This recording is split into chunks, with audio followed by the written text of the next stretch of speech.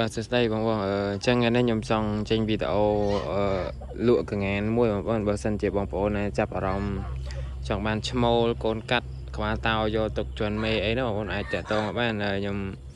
លក់ជូនវិញបងប្អូនវិញតម្លៃធូរទេបងប្អូនបាទហើយចេះបងប្អូនមូលហេតុដែលខ្ញុំចង់លក់ហ្នឹងគឺបញ្ជាក់ថាកង្ហានវាអត់មានបញ្ហាអីទេបងប្អូននេះឈ្មោលធំនេះកូនកាត់ហ្នឹងបងប្អូននៅក្នុងចំណោម5 6ក្បាលនេះគឺមានឈ្មោល2បាទនៅកូនកាត់នេះមួយហើយនឹងកងានស្រ័យយើងធម្មតាបងប្អូនហើយខ្ញុំមើលហេតុតែខ្ញុំចង់លក់ហ្នឹងគឺដោយសារតែខ្ញុំដាក់ពូជក្បាលតោនេះរត់កាត់នឹងមិញមកគូមិញបងប្អូនបាទចាខ្ញុំដាក់ក្បាលតោនេះមកគូអញ្ចឹងខ្ញុំខ្លាចតែពេលខ្ញុំបលែងវាចូលគ្នាទៅខ្លាចឈ្មោលស្រែហើយនឹងកងានក្បាលតោនេះវាជន់ក្បាលតោខ្ញុំវាคลายពូជអញ្ចឹងណាបងប្អូនអញ្ចឹងក្នុងចំណោម6ក្បាលនេះមានឈ្មោល2កូនកាត់មួយហើយនឹងកងានស្រែនេះមួយតែខ្ញុំចង់លក់តែកូនកាត់នេះមួយទេកងានស្រែនេះបើសិនជាបងប្អូនចង់បានទាំងពីរក៏ខ្ញុំលក់ដែរប៉ុន្តែបើបងប្អូនចូលតែក្បាលតោកូនកាត់ក្បាលតោនេះក៏បានដែរកងានស្រែហ្នឹងខ្ញុំទុកហូប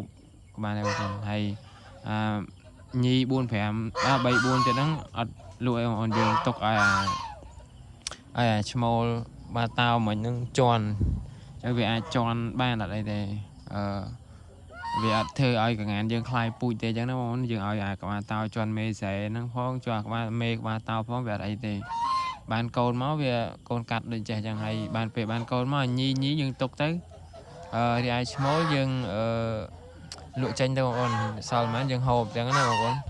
ចឹងវាអត់ធ្វើឲ្យកងានយើងคลายពូជទេកងានស្រែយើងអាចទុកតែញីបានដែរអញ្ចឹង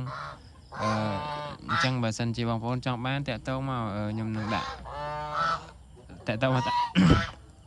តាម YouTube នឹងក៏បានតាម Telegram ក៏បានបងប្អូនចាំខ្ញុំដាក់លេខជូនបងប្អូនហើយមូលហេតុហ្នឹងខ្ញុំបញ្ជាក់បងប្អូនពីខាងដើមចឹងបងប្អូន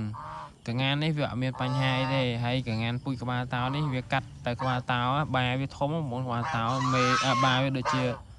មិន10គីឡូជាងក្បាលតោនោះបាវាយកពីមិត្តភ័ក្ដិខ្ញុំមកដែរ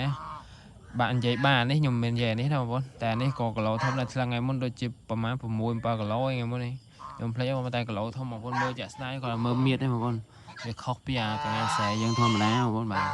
អញ្ចឹងបើបងប្អូនចូលទុកជន់មេអត់ត្រូវឲ្យអត់ខុសបំណងទេបងប្អូនបាទវាយើងជន់មេស្រែយើងទៅយើងបានកូនមកវាឆ្អឹងធំអញ្ចឹងណាដើម្បីយើងលក់កងានយើងជាកងានសាច់ខ្លឹងគីឡូកន្លងអីអញ្ចឹងក៏វាបានគីឡូវាច្រើនអញ្ចឹងយើងក៏បានលុយយើងកើនតាមនឹងដែរបើមិនជាយើងប្រើមេស្រែហើយបាក៏បានស្រែទៀតអញ្ចឹងកូនមកគឺវាស្រែចំវាតូចឆ្អឹងវាតូចអញ្ចឹងណាបងប្អូនបាទ3 4គីឡូ5គីឡូចោះឈ្មោលអីអញ្ចឹងណា3 4គីឡូអីហ្នឹងអត់លើសហ្នឹងទេកងានស្រែយើងបាទតែបើយើងប្រើបាកូនកាត់ចេះអាចជន់មេស្រែអញ្ចឹងទៅកូនមកក៏រៀងអែមដែរបងប្អូននេះពីក្បាលមិញនេះឈ្មោលឲ្យក្រៅនេះបងប្អូនថតឲ្យបងប្អូនមើលបន្តិចហើយមុខនេះញី3 4ខែយ៉ាងត្រឹម3ខែទៀតវាអាចបកកណាត់ជន់មេបានហើយបានេះតែ3ខែទៀតវាពេញវ័យជន់ហើយឥឡូវនេះ3ខែជាងចិត្ត4ខែអញ្ចឹងពី3ខែទៀតវាឡើង7 8ខែអញ្ចឹងវាអាចជន់មេតោខ្ញុំបានជន់អានោះយើងឆ្លងទេបងប្អូនជាស្រ័យបាទអញ្ចឹងបងប្អូនចាប់អារម្មណ៍អាចតាក់ទងមកបានបងប្អូនអរគុណជម្រាបលា